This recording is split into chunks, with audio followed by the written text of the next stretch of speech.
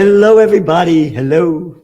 It's Tuesday, August 29th, 2023. And here are some of today's trends in the news because we're taking 2 weeks off, no magazine this week or next Tuesday. It's summertime and the living is easy. And that's why, salute, a little bit of rosé. I love that rosé in a hot summer and that pink rosé. Mwah.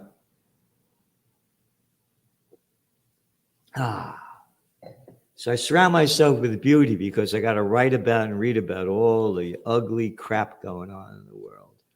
And it is a crapshoot.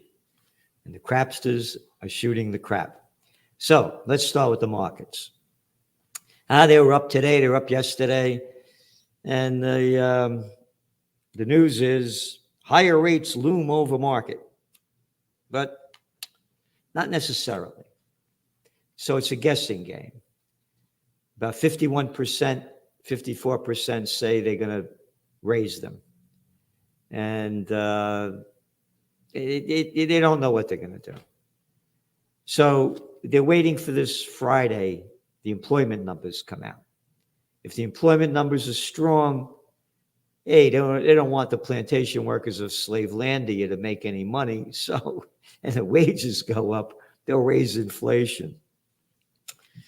Yep. Jerome Powell's much anticipated speech on Friday did little to resolve the conflict gripping markets late this summer, whether a rapid climb in interest rates spells doom for the surprising 2023 stock market rally. Wait a minute. It's not a surprising 2023 stock market rally. We said the markets would rally this past November because we looked at the data that showed following the 40 midterm elections in the United States, the S&P 500 climbed on average 16.3%. So, and that's like over 60 years. So we said, no, the markets are going to go up. We only go by the facts. And then when the S&P got like around 17.5, we said, that's it. It's going to start going down now. And it has. So there you got it. And then they have this, yeah, here we go. Traders assigned on Friday, 54% probability the central bank will lift rates again. That's what I said. Yep. Up from 32% chance. And traders see a 62% chance the Fed by next June will have cut rates from current levels down from 83%. We say by next June, there's a 100% chance the Fed will cut rates because they do it in the lead up to the presidential reality show that's coming up in 2024. They're going to artificially juice the market. They do it all the time. So, what else do we got here? Are you ready? This is a big Reuters story, headline story. Post-pandemic world facing gloomy stew of debt, trade wars, and poor productivity. Everybody's using this term pandemic. It was not a pandemic. The World Whore Organization, who the fuck are you? Who the fuck are you to tell me what to do? That who?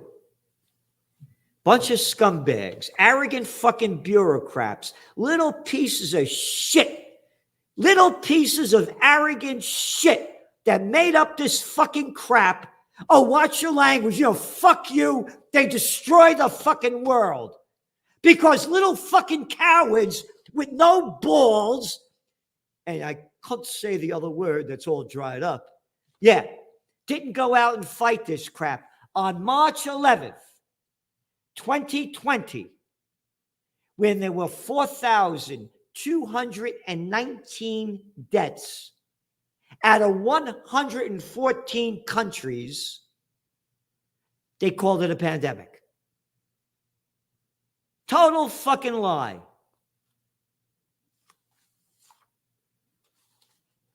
And those are the facts.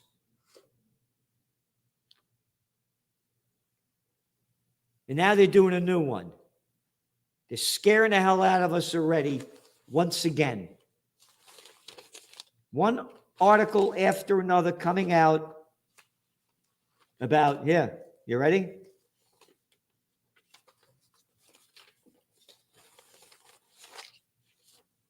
Uptick in COVID brings reminder virus never left.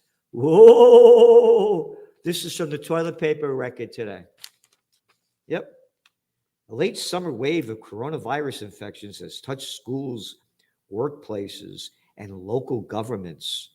And as experts warn the public to brace for even more COVID-19 spread this fall and winter. Yep. Experts. Fucking bureaucrats like that scumbag prick Fauci. Experts. You know the bullshit here. Ready? People who are now hospitalized for COVID now tend to have pre-existing conditions or suppressed immune systems that makes them more susceptible to severe symptoms. No shit. Particularly people who already have health risks. Yeah, no kidding. But get the jab. Anyway, so that's the crap going on. But going back to it, the economy is going down. Record levels of government debt, geopolitical tensions that threaten to split, blah, blah, blah, blah. And countries, quote, countries are now have more fragile environment. They used a lot of their fiscal resources to deal with the pandemic. Then you have policy-driven force, geopolitical. This is the International Monetary Fund, International Mafia Federation. I think I got it mixed up. An International Monetary Fund. Yeah. Countries are now more fragile.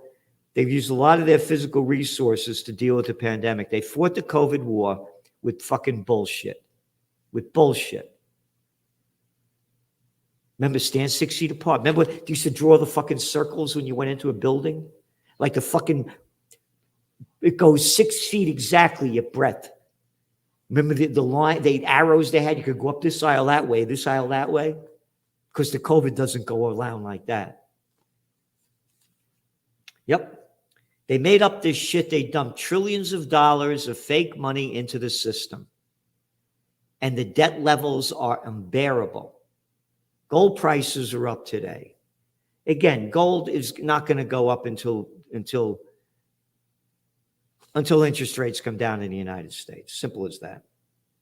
The emerging economies are taking a real hit. Yeah, I mean, economists and policymakers have appeared in rough consensus that two trends from before the pandemic, both with global growth implications, have been intensified by the health crisis and other recent events. Policymakers, how about dictators? After rocketing higher during the global financial crisis 15 years ago, you ready? The ratio of public debt to world economic output has grown to 60% from 40%. You ready? This is the fucking language the prostitutes use. Thanks to the pandemic. Not the fucking, there was no fucking pandemic, and you don't thank the pandemic. You thank the scumbags who closed down the fucking world. Got it? Got it? No, we don't have it. We'll all repeat what we're told to repeat. Heil Hitler. Again, you ready? Eurozone business downturn increases uncertainty. Yep. Oh, that's the Financial Times. Eurozone recession likely as business activity slows. Oh, this is from Yahoo News. Germany facing zero growth. Oh, that's from the Bundesbank. German business confidence slides. That's from Financial Times. Germany's shrinking economy sparks a struggle for solutions. That's from the Wall Street Journal. Startup funding shrinks in Europe. Don't worry about it. Everything's fine. It'll come back. It'll come back. Remember the bullshit they spewed out like that? This thing's going down big and hard.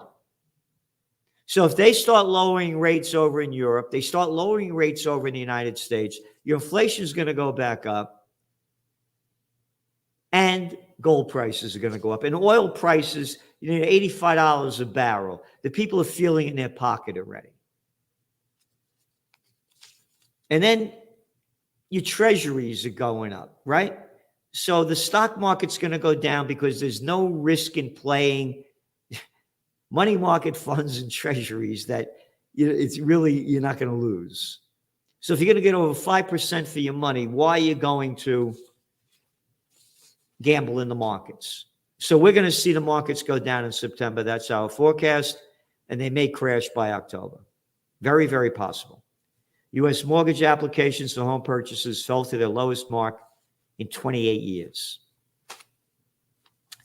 And again, we warned about the office building bust, and now it's making the media.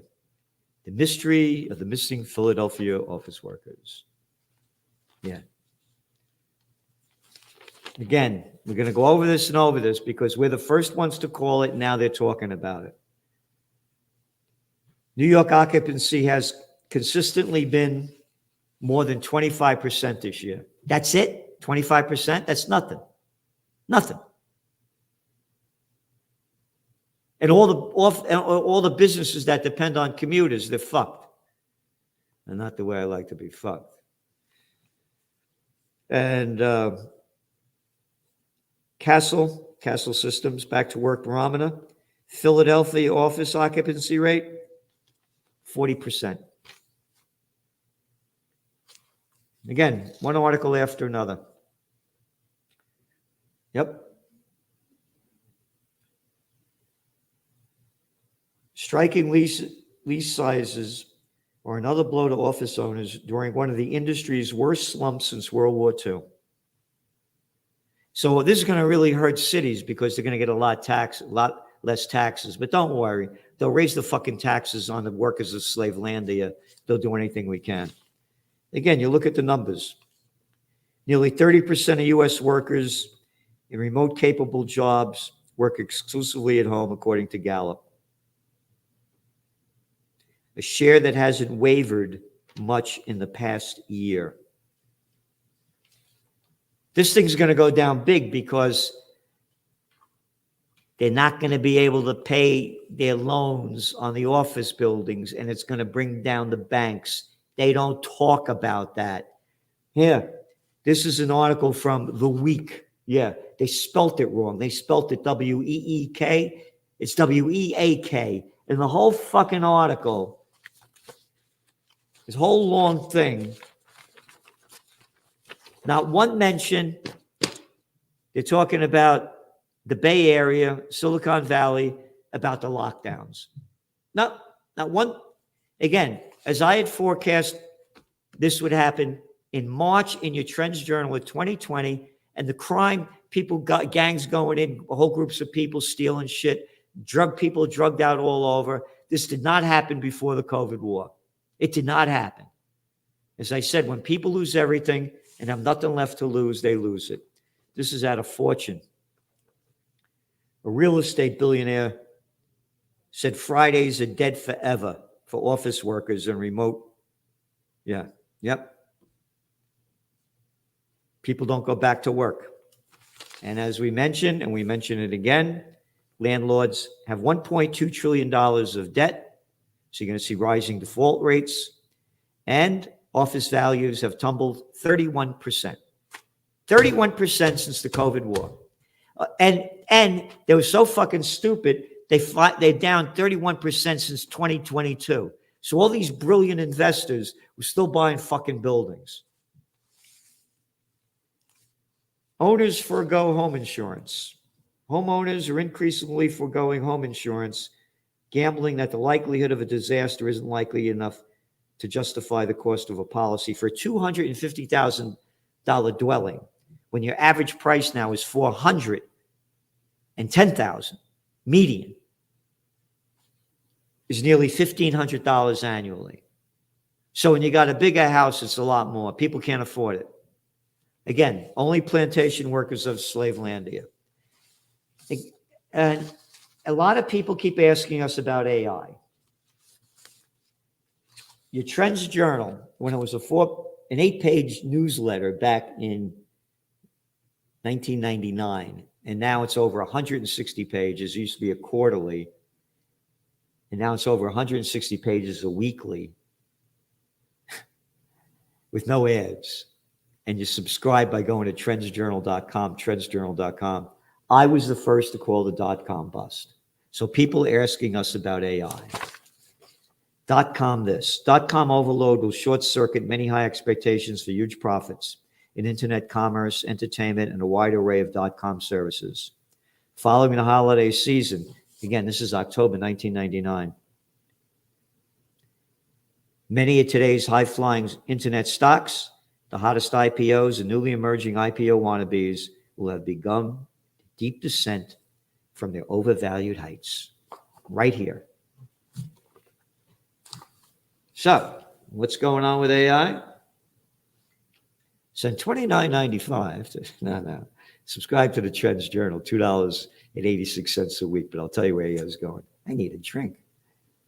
Rosé, I love rosé in these hot summer days. And in my garden out here, I have 48 tomato plants. I make a nice marinara with all fresh basil and garlic. Mwah. Yeah, that's where we have the rallies in that garden over there. Anyway, so here's your AI story. Go to the news. A stroke silenced her. AI is helping her talk. Big article, New York Times. Demand for AI chips lifts NVIDIA sales to record highs. Schools shift to embrace Chat GPT. AI expected to bring gains in output, job rethink. Business version of Chat GPT unveiled. How schools can cope and grow when their students are using AI. Progress in AI now threatens office workers. All right? That's where it's going. This is real. Trends are born, they grow, they mature, reach old age, and die. This trend has just been born. It's brand new. And by the way, what's going on in there in China, you got to read the Trends Journal. We have a spotlight on China's economy. It ain't good. And then the Ukraine war. Yeah, this is from July 21st, over a month ago. Vladimir Zelensky says Ukraine's counteroffensive about to gain pace. Bullshit. You got it. Bullshit. Bullshit. Yep. A month later, nowhere. And as we said, don't count on the counteroffensive. And I got to talk about this because it really pisses me off. But before I do, article came out today in the Epic Times, or yesterday. Sweetened drinks are linked to chronic liver disease and liver cancer. And then today, a recent study is revealing the dire state of public health in the United States in comparison to other wealthy nations. The U.S. death rate far outpaces American peers, leading researchers to say that the country is actually, quote, experiencing a crisis of early death. Sweetened drinks are linked to chronic liver disease. Look at the shit that people drink. It's Blimpitis. Is it any surprise that the United States is we're number one in dying fast? And again, when you look at the COVID numbers, America outpaced our the rich countries because it's pre-existing comorbidities. In 2021, 1.1 million deaths would have been averted if the U.S. had mortality rates similar to other wealthy nations. The study refers to these excess deaths as missing Americans because these deaths reflect people who would still be alive if the U.S. death rate was equal to its peer countries. Quote, the number of missing Americans in recent years is unprecedented in modern times, says Dr. Jacob Bohr, the study's lead and corresponding author and associate professor of blah, blah, blah, blah, blah, blah. So, take this into account. America is one of the most highly vaxxed countries in the world. That's right. How come we're dying so quick? It's the shit that they're eating. They don't say this in here. These new findings show that the number of excess U.S. deaths has been accelerating over the last 4 decades.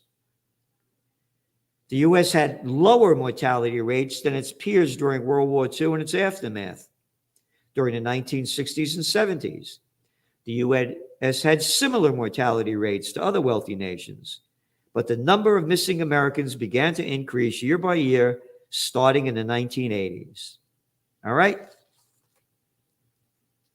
You know why? Because women stopped raising their children and they put them in this thing called daycare centers, which are nursing homes for children, where you got one of the lowest paid workers feeding your kid crap. And then mommy's coming home at 6:30 at night and feeding the kid ultra-processed food. Because I love to cook, and my mother, mwah, may she rest in peace, all my cousins used to say, Aunt Marie was the best cook. Used to love to come to our house for holidays and anytime they could. And we'd eat these delicious meals. Now the kids are eating crap. And all you have to do is go out into the street and see it. The facts are all here, but they don't talk about it. The Ringling Brothers and Barnum and Bailey Circus used to be a big thing when I was a kid. But they went out of business. They're trying to come back, but they're gone. You know why? Step right up, step right up. And you had to pay to go see the fat man or the tattooed lady. You don't have to pay anymore. They're out in the street everywhere. This country's going down big and fast. The only thing to me, facts don't matter. We need a renaissance. The only way I see it happening. People don't give a fuck about facts. They're too stupid to read them. Don't want to do it. Got other things on their mind. Sports. What the big movie is. Anyway. So that's it. There's another thing I'm going to talk about. We'll talk about it another time. And it's about the COVID, about the Ukraine war. And we'll be sending out special trend alerts this week.